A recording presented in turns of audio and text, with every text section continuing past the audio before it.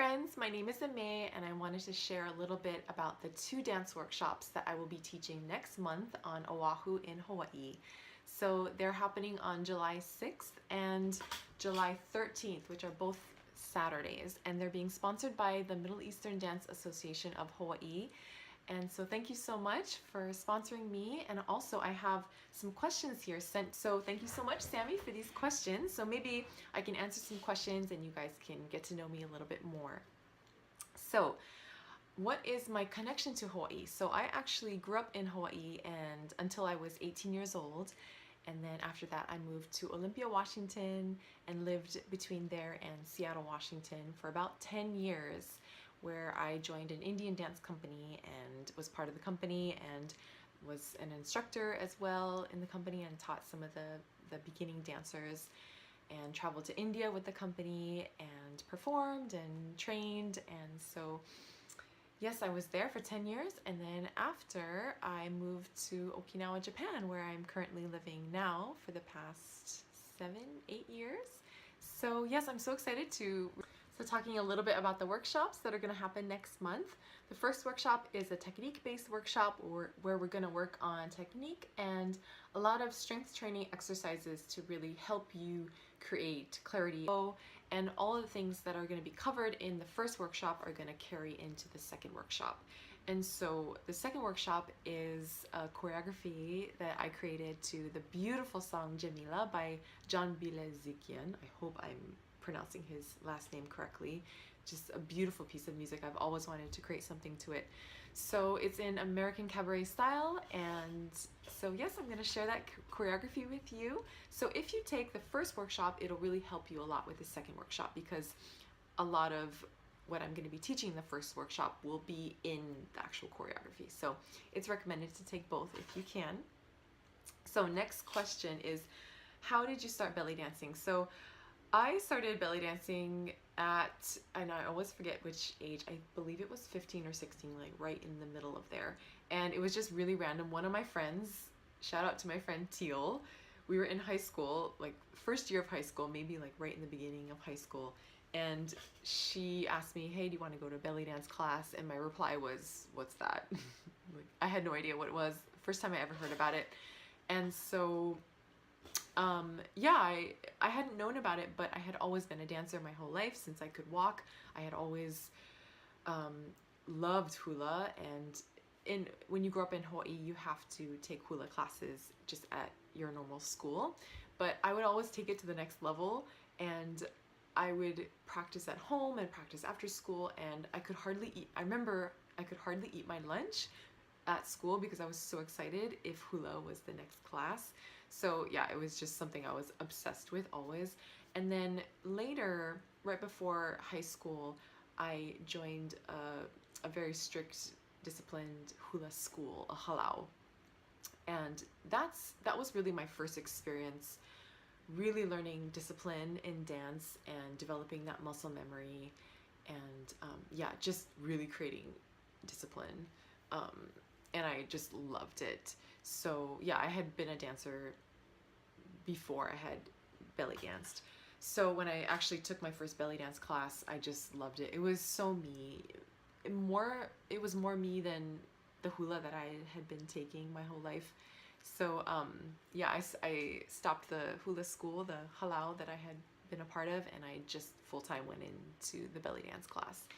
And I joined a belly dance troupe, and you know, we went around the island and performed. And so because I joined a classical Indian dance troupe under Guru Ratna Roy and performed with her, and traveled to India and trained there and performed there twice. So that took up a lot of my time. But then after that, I moved to Japan, and I've been living in Japan now for about 8 years, and during that time I have gone back into belly dancing. So a lot of my dance is a fusion of hula, Indian dance, Odissi more specifically, and belly dance. Okay, so who are my belly dance inspirations? Now this is really hard. I could probably take up the whole video talking about my inspirations, but I wrote out just a few. This is not in order or anything. So Boženka, Aida Bogomolova, Sonia Ochoa, Inka Strobel, Stefania Didem Azad Khan, Daria Mickiewicz, Victoria Teal, Scheherazade, Julia Farid, Sadie, Natalie Hay, Jamila, Colina Shakti, Jazira, Dina, just to name a few. So yes, okay, so next, what is the hardest belly dance move for me personally? I would definitely have to say the shimmy. I have struggled with shimmy for many years, and it definitely did not come easy to me, but I think that's why I love the dance so much, is because it is so challenging. You know, if it was easy, then it just wouldn't be as fun. So yeah, I've definitely had to work hard on my shimmy. I'm definitely working on it, but that has definitely been the hardest move, but also one of the funnest as well. So next question, what are 3 pieces of advice I would give to baby belly dancers? Now I love this question, and I don't have 3 pieces of advice, I actually have 8. So yeah, this was a really good question. So my first one is follow your joy and excitement. And I think this can be applied to anything in life. If you feel really excited and joyful about something, that is a sign that you need to just go on that path.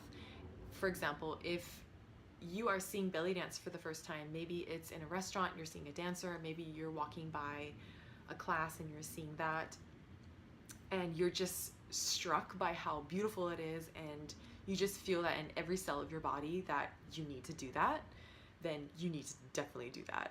So yes, follow your joy and excitement, because that is a sign for sure.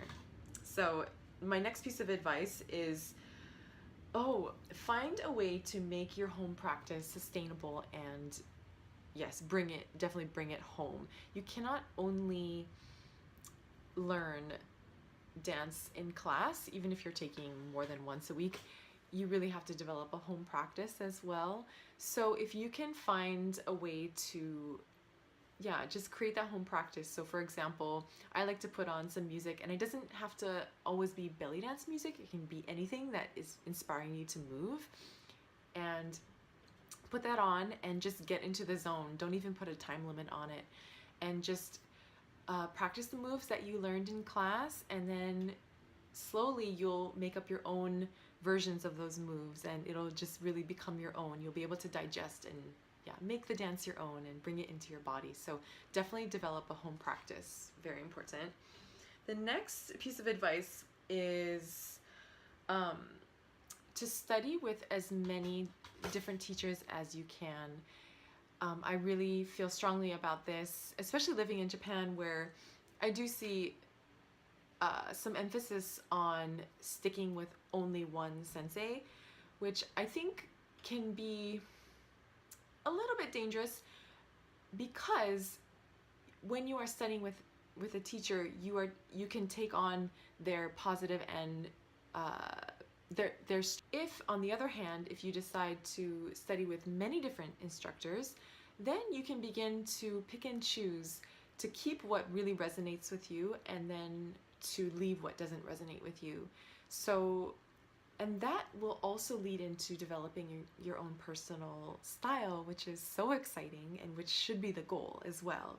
So yes, I definitely encourage you to study with as many teachers as you can, and just be your own guide. Understand that you are your own artist, and no one should tell you what to do. You need to just be in tune with your intuition, and follow your excitement, and be your own artist and creator. Okay, so my next piece of advice is never stay comfortable. I think this is really important. So always moving a little bit outside of your comfort zone. This, of course, can be applied to anything in life, but yes, just never stay comfortable in your dance. Always keep challenging yourself. So next piece of advice is always find ways to keep creating, and this actually ties into the next 2 pieces of advice that I would give. So the next one is to start creating your own choreography as soon as possible. Don't wait. Even if you think that your choreography is not very good, or you don't feel confident about it, just start creating as soon as possible, because I mean, it's such an enjoyable part of the art form. But also, if you wait too long, you can really start to build some resistance with that and make it kind of a bigger deal than it has to be. So yeah, just start creating your own.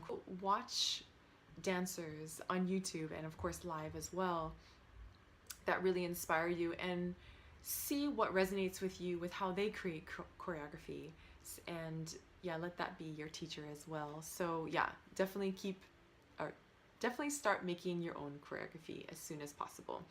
And the next one is also related to that.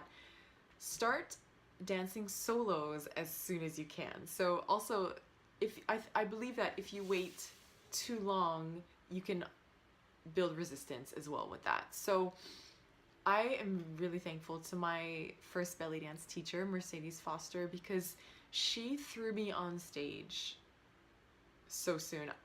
I think I had only been taking classes maybe 8 months, a year, almost a year. But she just threw me on stage and by myself, and she's like, Aimée, this is your music. She found a piece of music that really resonated with me because she could see that my style was very fluid, snake-like. And she's like, okay, this is Aimée's style. I think this is her groove. And she just let me improvise. And I actually, my first solo, I created some choreography and then left some room for improvisation as well. And it was so fun and so frightening, but I definitely felt like I was at home there. I've always just loved being on stage. So yes, definitely dance. And so my last piece of advice is to always keep the mindset of being a student. You know, that's what makes this art form so exciting and so interesting, and can last a lifetime, because there's so much to learn that you will never ever learn everything. You know, so keeping that mindset, staying open, and realizing that there's always room to grow. I think that's the most important. So, okay, so that was a really long question or answer. Next question, what if I could have a belly dance superpower, what would it be? So I really like this question. This is funny. I couldn't really think of it, but actually I thought of one. I think it would be so cool that once you are doing a belly flutter on stage, if you could levitate at the same time, I think that would just be amazing. So yeah, I guess that would be my superpower, my belly dance superpower. And next question, do you prefer to perform choreographed or improvised pieces? Now this is a really cool question. I actually don't prefer one over the other. I love them both equally, and I just want to continue challenging myself in both aspects. I believe there's a time and a place for performing choreographed pieces and for performing improvisation.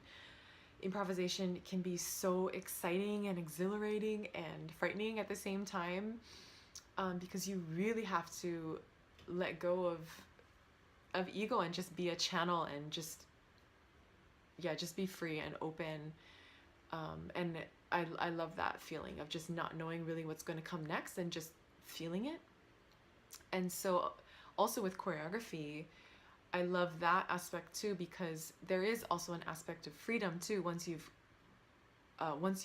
practiced the choreography for so many times, it really becomes a part of you, and then you can go to that next level and just be free with it as well. So yeah, I definitely love both.